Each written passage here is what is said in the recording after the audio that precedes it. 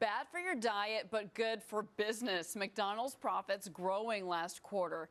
Big McRib sales, a big factor. Even though the food police are cracking down on high-fat foods, people keep snapping them up. All right, what's going on here? I guess it's good stuff. Lori Rothman, Steve Moore, and nutritionist Rebecca Scritchfield are here. Rebecca, I do want to start with you. I'm assuming you don't like the fact that they're selling so many McRibs.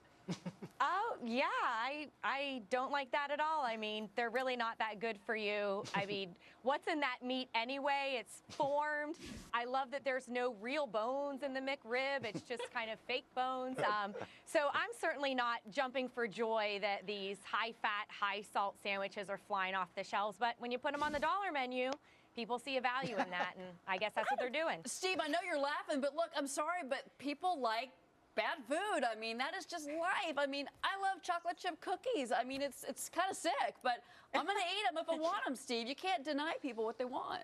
Well, first of all, I need a nutritionist myself because I've got a pretty lousy diet, so I'm the worst person to ask. But you know what? I looked up some of the statistics for this show. The fast food industry right now, around the world, not just in the United States, but around the world, is nearly $1 trillion industry. So, you know, we're talking about big bucks. This is big business. You know, but look, I'm the kind of guy, if you ask me if I want McRibs or carrots, I'll take the McRib sandwich.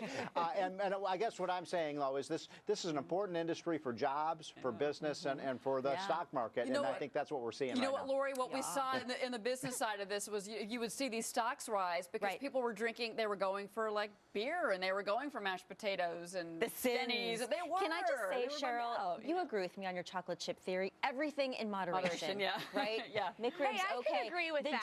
Thanks. I'm a moderation type of gal, to be honest. But you know something? Taxes are going up. People have less discretionary dollars to spend, so you kind of get it where McDonald's is coming from. But I will say this, they are warning same-store sales globally in January for McDonald's are supposed to be a little softer. So there are some global economic challenges there. Maybe as the economy gets better in certain areas, Rebecca. But I do have to ask you, I mean, that's a really good point. I mean, only at McDonald's could someone feed a family of 4 for $10. And when you don't have a lot of money to spend, McDonald's becomes your best friend. Whether it's good for you and your children or not, they're there for you. Your comfort food, your emotional food. I think the issue with fast food in general is it has the benefit of being quick and convenient, and we live very busy lives. And cheap, Rebecca. But it's not necessarily good for you, and I think that there are a lot of quick and convenient foods, even stuff from the can. Canned beans have nutrients in them, tuna fish. So there is a good balance there. I see why people go to fast food. As a nutritionist, I have to say it's high in fat, high in salt. You know, maybe you can strike a balance there somewhere, get the sandwich. Don't make it worse by adding the extra large fries and the drink and the dessert. You know, maybe you get some sandwiches for the family and you could buy those bag salads in the store and whip up something that looks colorful and balanced. You know, maybe we could strike a happy middle ground. Okay, in all honesty, everyone, I've had a protein shake all day long, and this segment is killing me. But Steve, here's the thing. If you're hungry, if you're broke, I mean, there's a million reasons to go to McDonald's and get a McRib. They're selling them. It's working. It's capitalism. I mean, is there really anything wrong with wanting some ribs once in a while? You know, first of all, I like the previous ideas about thinking outside the bun, as it were, because I think that is good nutritional advice. But I would say this actually ties in, interestingly enough, to your previous discussion about smoking. You know, one of the things that we do in this country via the health system is we kind of subsidize obesity. And you know, look, people should be responsible for their own behavior. If you eat poorly and you get fat and you're more susceptible to heart disease, you should pay higher health premiums than somebody who eats healthily. I knew, Lori, there was a healthcare debate that was about to pop up, thanks to Steve Moore. I slipped that in there.